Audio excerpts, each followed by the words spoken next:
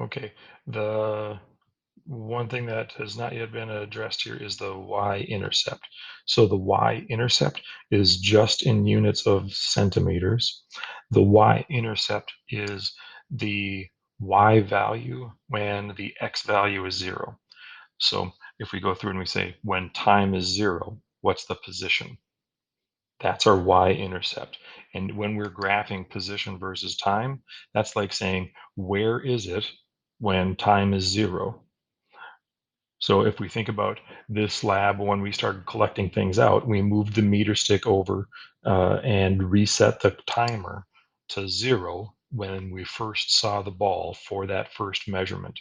So if everything was done perfectly, we would expect our y-intercept to be 0 because it should be starting exactly where the meter stick or where our ruler started. But that this line uses all of our data to try to predict or work its way back to what that y-intercept should be. The computer doesn't know that this is a ball coming out of a cannon.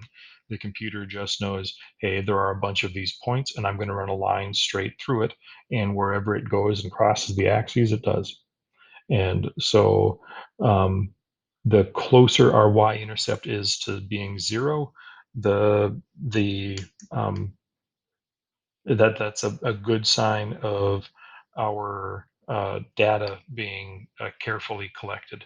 So yeah, look at that. Oh, ho, ho.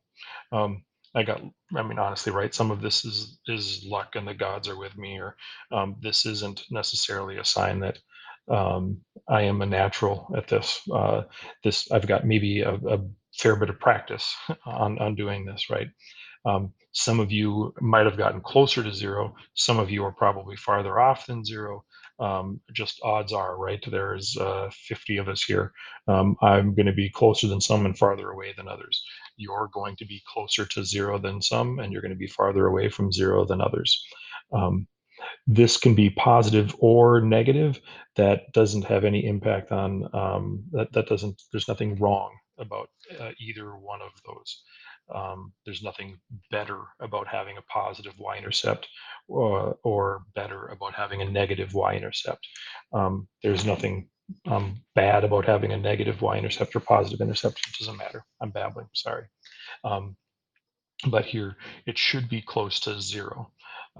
This if this was like point, just for a reference, if this was 0.07, that's like the thickness of a piece of mechanical pencil lead, right? Mechanical pencil lead, they often come in like 7 millimeter or something like that sort of diameters. So that's, if it were that, if your y-intercept were that, that's, I mean, that's pretty small, right? That traces back pretty nicely. When we go to this one, we have a much bigger y-intercept because, again, the computer doesn't know what physical thing we're plotting. The computer doesn't know that we're plotting a ping pong ball leaving a cannon and all that stuff. The computer just says, oh, if I take these 3 data points and I work my way back, this is where, when time is 0, this is the position of the object. So if the ping pong ball were going this fast the entire time, it would have started here. But the ping pong ball wasn't going that fast the entire time. This value really isn't a useful sort of a thing. We're all going to have different numbers here. That's not a big deal.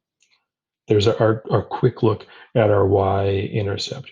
It's got units of centimeters, which is a distance or position value, and it's the position. When we look at this graph, when we look at this graph, the y-intercept is the position of the ping pong ball when the time is 0.